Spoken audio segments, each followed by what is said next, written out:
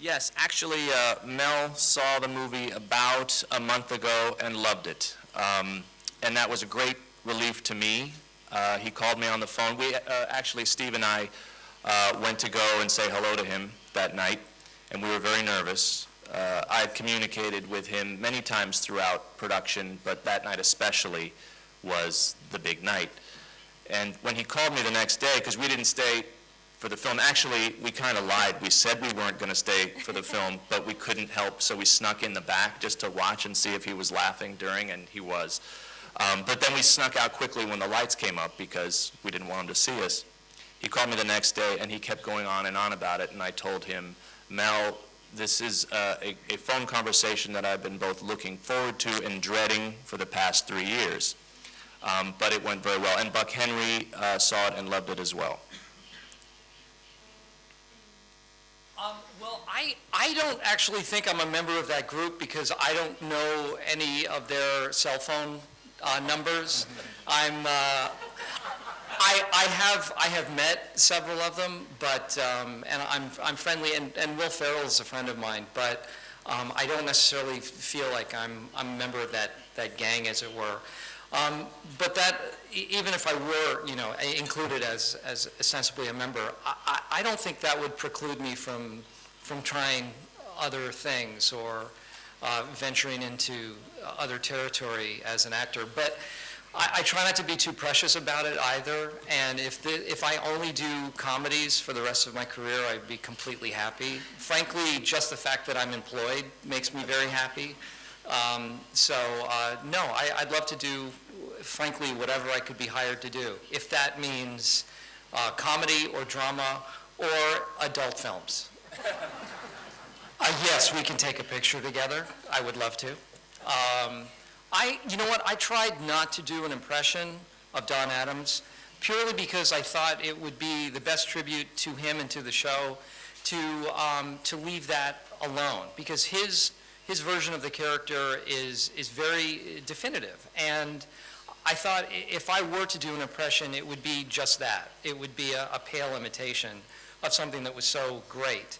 So I tried to take elements and sort of an essence of what he did, as opposed to doing a copy of what he did. And I thought that was the best way to serve the original and to pay respect to it. I had so much fun playing Agent 99. One of the chief reasons was she couldn't be more different than me. And I always think it's fun actually to not bring any of yourself to the role. I think it's so much fun to create something new. I do have a lot in common with her, I feel, though. We're both women who have careers that take up quite a bit of time in our lives, a huge portion, and we're trying to balance having a career and a personal life. So I could relate to her in that way, but I really loved how different she was from me. And as far as for Agent 23, I was really lucky just in terms of I had a little bit of a challenge only because there wasn't a character from the TV show that I could reference. So the best thing I felt that I could do is to get really close with Pete Siegel on the project and make sure that the introduction of my character was as seamless as possible and making that transition as easy as possible. So my character flowed within the other characters in the story too as well. I would say, well, I could tell you that what my goal has always been is to have a career that is very diverse and always pick roles and choose roles that are very diverse, just in terms of whether they be comedy or action or drama.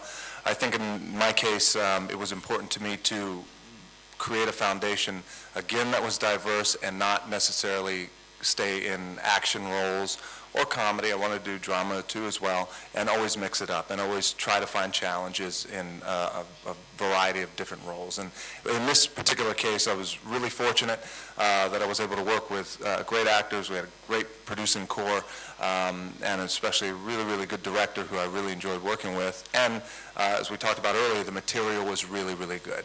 So in this case, it was a very easy decision for me to sign up and play with these guys and have a great time.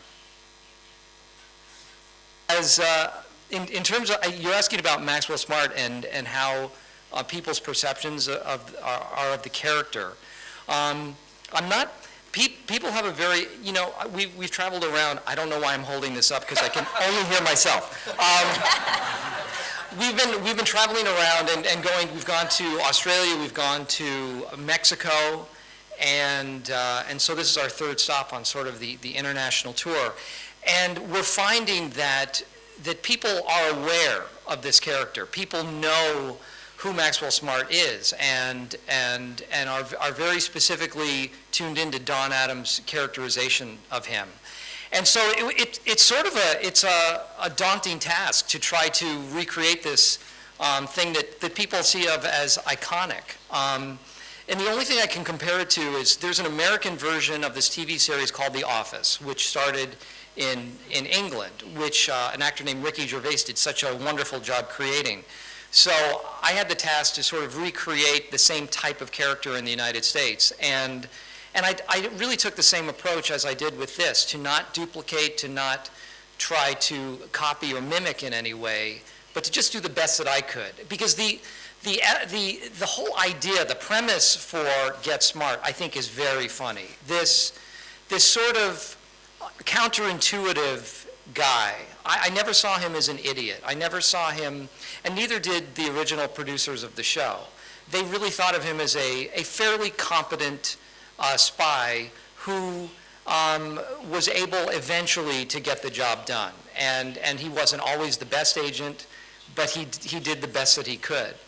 He was more of an everyman than a bumbling fool. So that's the essence that I tried to take from the original show and then just interpret it the best way I could.